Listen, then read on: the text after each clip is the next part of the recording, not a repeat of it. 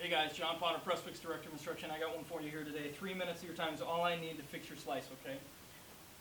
Hopefully. Right, everybody's slice, not everybody's, but there are a few different things going on in a golf swing that can cause a slice. This is what 90% of the people that are slicing, that come to see me, are doing, okay? So hopefully you're in that 90%. If you're in that 10, book a lesson, we'll figure you out, okay? So to you 90%ers, you are rotating your hips while they're behind the golf ball, and you're moved down to the golf ball, right? So let's assume backswing's finished. Probably not in a good position there.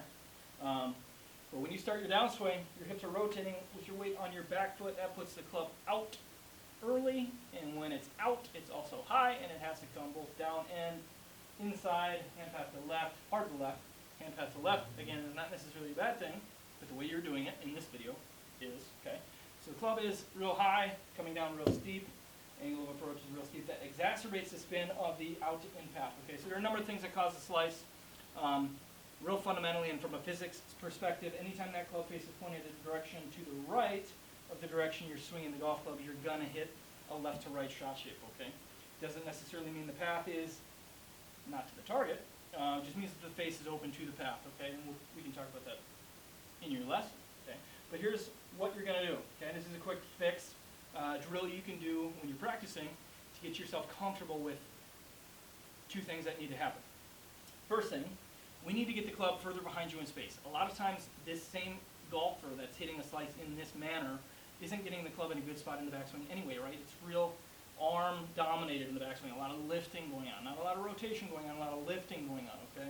So if you get your arms lifting, but you don't have a great rotation, hip rotation, chest rotation, behind you, that club stays out in front, okay? So now, people always turn better towards the target than they do away from the target. It doesn't matter who you are, okay? So if you start with very little rotation in the backswing, but start your downswing with a lot of rotation, the club goes that way, and the golf ball's not that way, it's that way. We need to go this way, okay? So first thing, you can practice a little deeper turn.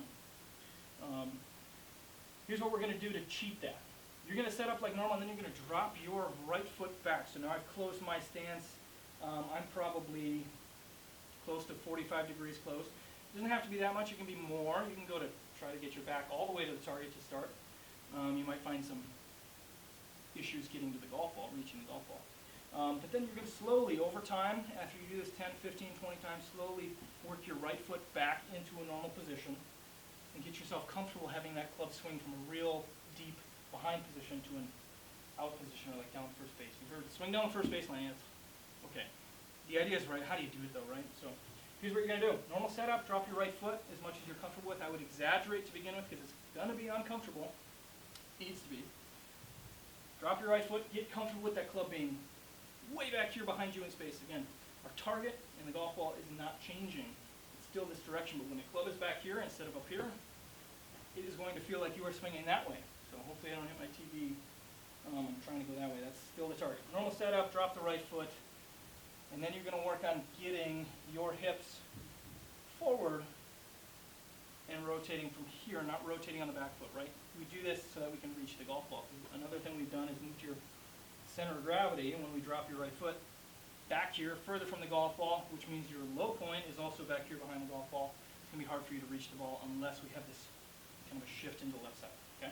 Not worried about the face or the flipping. It feels flippy, and that's okay for right now. Okay, normal setup, drop the right foot, get the club further back. We're going to shift into your left side and swing it just like that.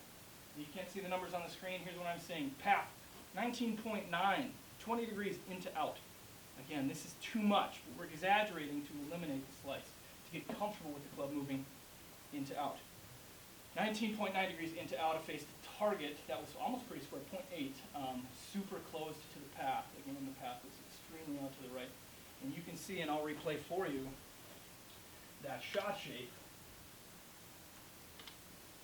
very much a hook. In fact, spin axis, it's saying 40 plus degrees of left spin axis, and that, again, is an exaggerated move. You don't need to ultimately play such a hook. That's not good either. But maybe over 10 or 15 shots, I slowly start working my right foot back into a normal position, get used to that club being a little further behind and my hips getting forward, you know, as I start my rotation. So I'm in front of the ball, swinging out to it. That's going to help you for sure, and if it doesn't, you need a little clarification, call me.